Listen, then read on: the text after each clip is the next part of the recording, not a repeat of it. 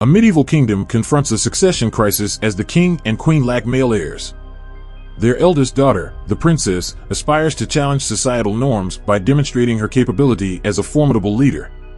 She engages in rigorous training in both hand-to-hand combat and weaponry under the guidance of the castle's master-at-arms.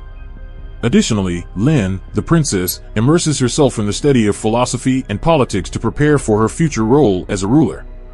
However, the traditionalist king insists that his daughter adhere to conventional expectations, emphasizing her duties as a wife and mother. He is determined to see a male successor ascend the throne after him and arranges for the princess to marry Julius, the sole heir of a distinguished royal diplomat. The arrangement seems settled, as Julius, known for his ruthless prowess in battle, is poised to inherit the crown following their engagement. Yet, on the day of the wedding ceremony, the princess boldly refuses the union. 2 days later, she awakens in a chamber, her head throbbing painfully.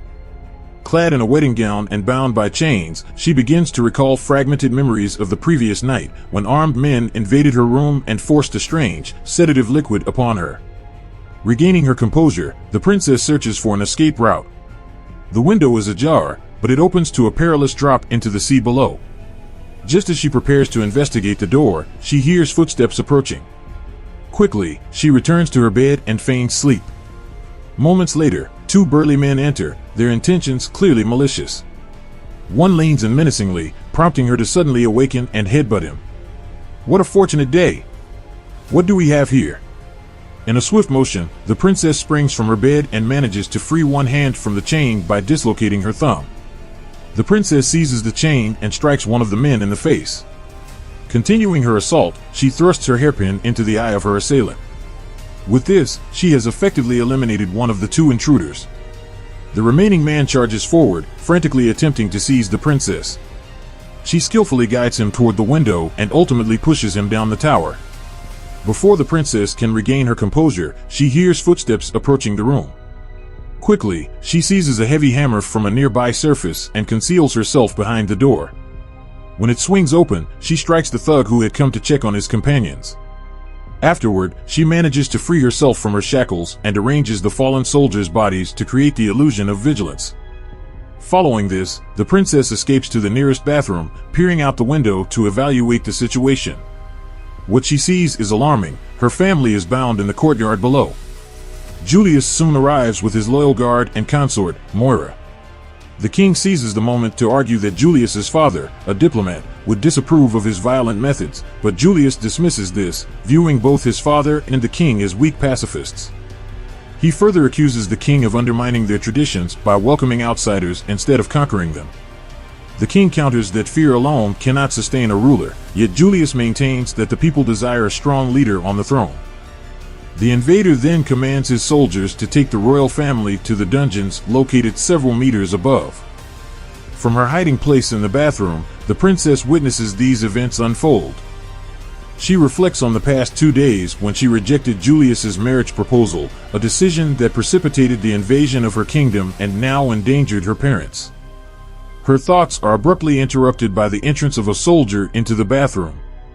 She swiftly hides in a nearby bathtub, submerging herself completely. Fortunately, the soldier, wearing a helmet, fails to notice the bubbles rising to the surface. Once he departs, the princess emerges from the water, tears her wet dress, and makes her escape. She stealthily moves through the area. In the corridors, she skillfully evades enemy soldiers by attuning herself to the sound of their footsteps. Everything appears to be going smoothly until a large, imposing soldier clad in an iron helmet seizes her by the neck. The princess fights back, throwing punches at his arm, but her efforts are futile against his formidable stature. Demonstrating her remarkable tactical acumen, she strikes both hands against his helmet, causing it to resonate painfully, which compels him to release her grip. Seizing the moment, she delivers a swift kick to his groin, another display of her combat intelligence, but it has no effect, as he is impervious to such attacks. The soldier retaliates by grasping her neck once more, but she cleverly drives his helmet against the wall to break free. He charges at her like a bull, prompting the princess to scale the wall and land on his shoulder. With a deft twist of the helmet, she temporarily blinds him.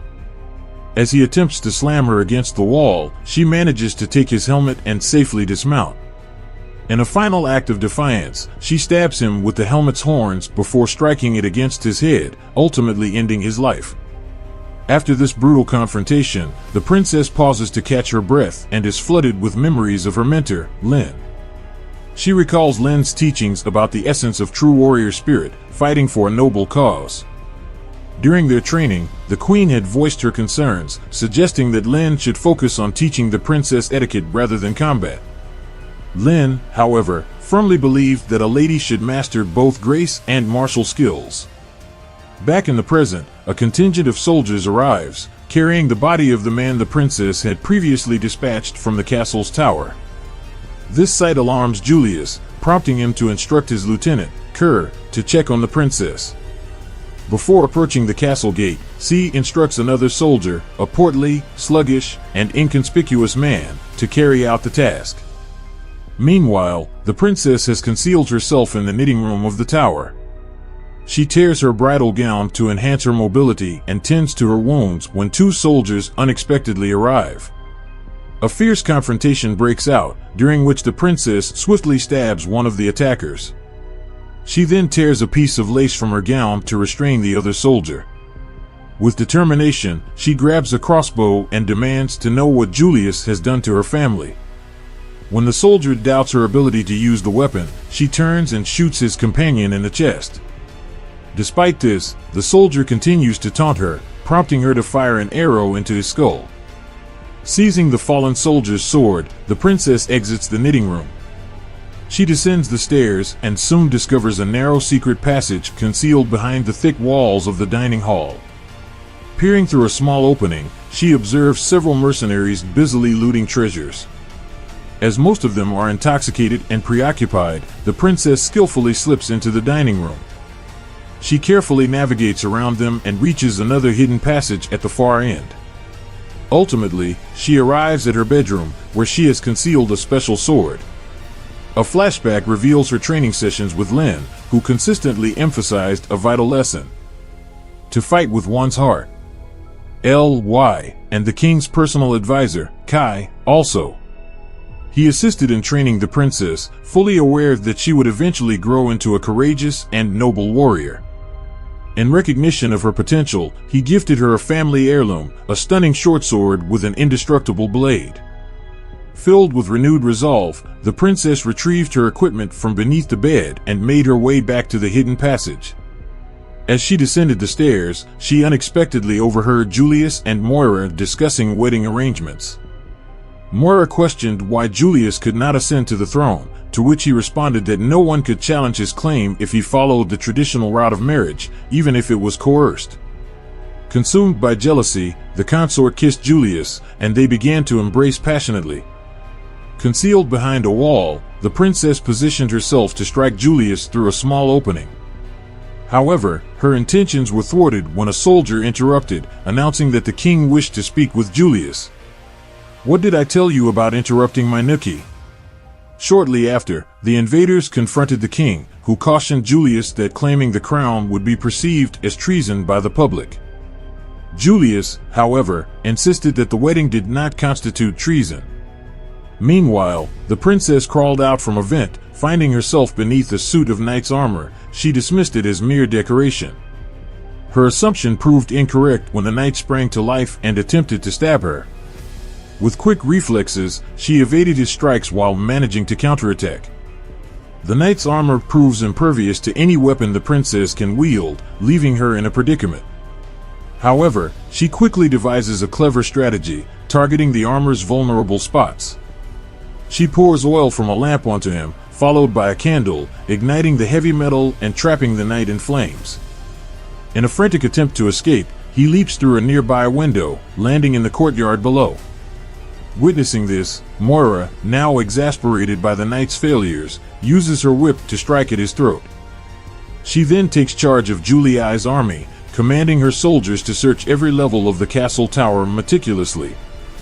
Shortly thereafter, the princess finds herself surrounded by a throng of men rushing up the tower. In a moment of quick thinking, she tears off her necklace and scatters the beads to trip her foes. The young royal then uses their shields as stepping stones to make her escape. However, the sheer number of enemies proves overwhelming. She swiftly assesses her surroundings and formulates an escape plan. The princess leaps from a nearby window, grasping a tapestry, and swings into a room on the opposite side of the tower. As she tends to her injuries, someone enters the room and discovers her. Fortunately, it is Lin, the castle's master-at-arms and the princess's personal mentor.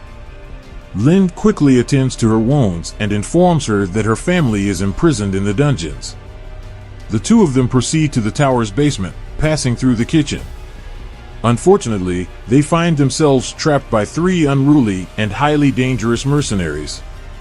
The princess engages 2 of the assailants while Lin confronts the largest one. The master-at-arms swiftly overpowers her opponent and then joins the princess to tackle the remaining threats. Together, they quickly eliminate one of the mercenaries, but just as the third man lunges at the princess, Moira arrives. A fierce and relentless combatant, she wields a specialized whip with great skill. Without hesitation, she strikes at Lin, who deflects the blow with her arm. The princess rushes to assist her mentor, but Moira's speed proves overwhelming, leaving the young girl in a precarious position. Lin guides the princess toward the sewers, choosing to stay behind to fend off Moira. The princess crawls into the sewers and soon finds herself in the dungeon, where she encounters 3 inebriated guards. Is that the princess? It takes little effort for her to subdue the guards. The princess swiftly knocks them down and seizes a sword, defeating them all while her family looks on with pride. She manages to free her parents and younger sister, Violet. However, just as they prepare to escape, someone knocks the princess unconscious. Later, she awakens in the G-Hall below, discovering her family and Lin shackled. Julia reprimands her for the chaos she caused, but the princess retaliates by biting his hand. In a fit of rage, Julia slaps her and emphasizes that she was destined to be his wife. With a foreboding tone, she expresses her anticipation for their marriage, warning him that once they are wed, he will need to sleep with one eye open, as she will be plotting his demise day and night. Julius soon realizes his error in judgment, as he discovers that the princess is beyond his control. Consequently, he decides to marry Violet instead and commands Moira to eliminate the princess. Fortunately, the princess manages to kick a guard's sword, halting Moira's advance. Seizing this moment, Lin escapes with Violet through a hidden passage. In a dramatic turn of events, a soldier throws the princess out of a window, plunging her into the sea below. As she descends, memories of her training and the doubts cast on her strength flood her mind. Recalling Julius's intentions toward her younger sister, she steels herself and uses a broken shard to free her hands, swimming back to the surface. The princess survives and returns to the castle, quickly reuniting with Violet and Lin. Together, they make their way to a concealed storehouse to arm themselves for the impending conflict. Leaving Violet behind for safety, the 2 women venture outside to confront Julius's soldiers. Upon discovering Violet's capture, the princess fights her way to the hall, where Julius is coercing a priest to wed him and Violet. Just in time, Kai, now liberated, urges the guests to flee and disrupts the ceremony. Taking advantage of the chaos, the princess engages Moira in a fierce battle. Despite sustaining several blows, she ultimately overpowers her opponent by using Moira's own whip against her. With Moira defeated, the princess rushes inside to confront her most formidable adversary, Julius. They clash fiercely, each aiming to strike the other down with their swords. Julius, unscathed and confident, stabs the young royal with a dagger and tosses her into the courtyard, where a crowd has gathered. As Julius boasts of his triumph, the princess recalls Lin's counsel to strike with patience and precision. As Julius revels in his triumph, the princess quickly seizes his sword and beheads him. His head drops to the ground, and she then presents the crown back to her father. The film concludes with the king proclaiming her as the rightful heir to the throne. Subscribe to watch more videos like this, leave a comment about your favorite movie, and we will make it next. Thanks for watching.